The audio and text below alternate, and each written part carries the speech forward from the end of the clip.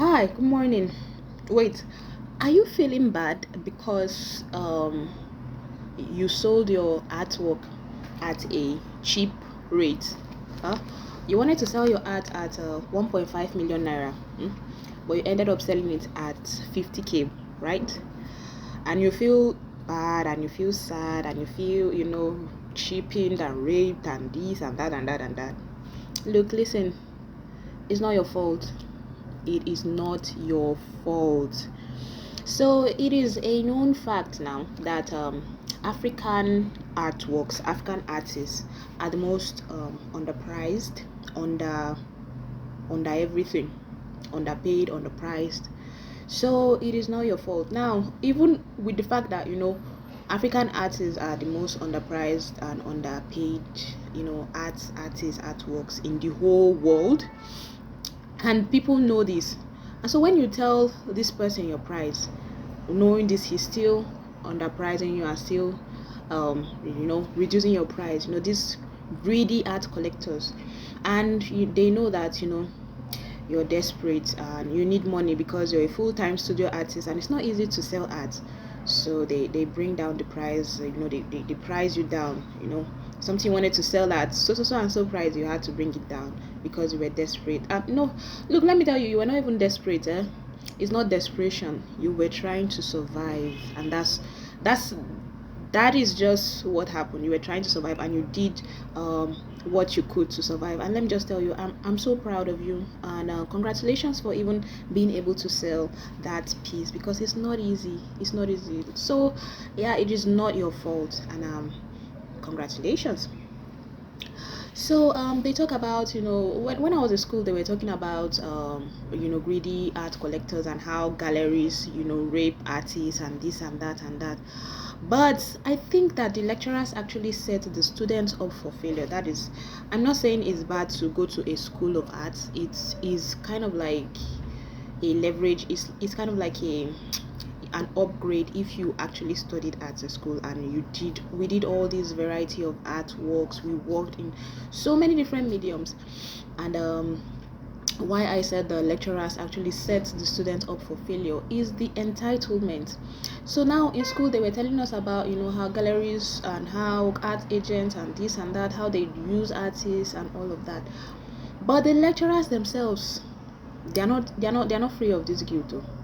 99.9% of those lecturers during our final year graduation, our final year exhibition, they came to our studio and they were like, I want this painting, I want that painting, I want that painting. It was not even only the lecturers, even the non-academic staff came and was pointing to painting that they want. Now they did not even buy any material for the artists, and they know how hard it is to survive, to buy art materials and do all those classworks, and they come in entitled to your painting because they are your lecturers. Lecturers that do that ought to be ashamed of themselves. So they ought to be ashamed of themselves. The way they feel entitled to your artwork, you will think like maybe you didn't pay school fees, so as if they were teaching you for free. So and they really belittled the students, and the worst part was just during critique. Those lecturers would come and criticize your work. The way they would down and belittle and trash your work, they call it constructive criticism. What is constructive about those criticism? They'll come and be pointing, this is chalky, this is this is that. They will even focus on the good things that you did. They just go straight to what they think is bad in your work. So they want me to come and do masters to stress me like that. Before you finish your masters, you'll be running after the lecturers, you'll be running after them. The way they talk, there was one particular one that was always talking, your country.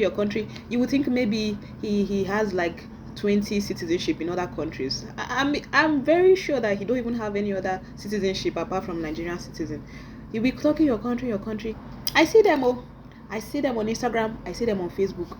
I see what they are doing. So most of them they don't even know how to paint again. Maybe they knew how to paint when they were in school.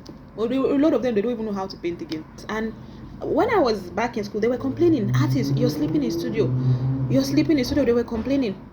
In 300 level, we did not have access to get hostel accommodation. It was very tough and it was very hard for students to get accommodation. And then there was this set of people who, I don't know how the connection they have. They will have like 5 different hostel accommodation, and then they will be selling. That time it was 7,000, I think, around 2012. The accommodation was 7,050 naira, but people were selling it at 40 something thousand for a hostel accommodation. So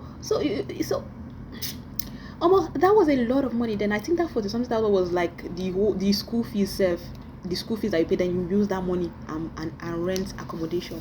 It was so crazy. It was so crazy. So a lot of people didn't have, excuse me, a lot of people did not have accommodation. So what they have to do? They had to start sleeping in the studio. Some of them were cooking in the studio, but the lecturers didn't even care. They were just complaining, you're sleeping in the studio, this and that. My sorry ass will not be caught dead studying a master's degree in any unfortunate art school. I'm telling you, what are they going to teach me? I'm going for masters for what? What am I learning? Installation art or what? And I was so disappointed when I heard that one fine artist committed suicide. I'm like, what? I was shocked that an artist committed suicide in that school. So it's so crazy that art has been a source of therapy for me, for my mental health. And for this artist, he couldn't even hold on to his art, and he couldn't. I was just so disappointed to hear that an artist died while he was in school. I was so sad. And so, as I said, these lecturers, they set you up, coming to point to your artwork. It was just only one lecturer, only one out of all that bought a painting. He bought my painting, he bought another person's painting. And yeah, I was very happy about that, and it was very encouraging to see a lecturer buying a painting. But most of them, they feel entitled to your work. After you've suffered, you've bought materials, they will just collect your painting because they are your lecturer. So now this is the mindset you're having, that this is while in school. Imagine what will happen to you when you've left the school premises. So please, if somebody cheapens your art, that is not your fault. It's just the society of, and anybody that does that, knowing that African artists are very cheap and they still price you down, that person ought to be ashamed of himself. So sometimes I even look at what's happening now, like all these renowned artists that are already dead. They don't even need the money. They don't need all this auction they are doing. Leonardo da Vinci, this. The family, I don't even know the family. Are they still alive? They don't need this money. And you see them like they're really, really focusing on artists that are dead. They are focusing on artists that are dead. Talking of what is this guy? Vincent van Gogh. And they talk about his life. He was depressed. He was this. He was that. He's dead now, but his works are so expensive. Now you see African artists and artists that are alive and suffering, and they need your help. They need money. They need to continue their craft so that they don't end up like Vincent van Gogh. But no, people are focusing and spending money on artists that are already dead, and ignoring the ones that are still alive and struggling and really need this money. I don't know the wisdom in that. So I really don't understand the wisdom in buying art from people that are no longer existing and ignoring those ones that are still alive, and these ones that even need your help so that they can keep on surviving and thriving. But you ignore them and you focus on wahala for society. I don't understand how this society be, because I don't see the wisdom in that at all.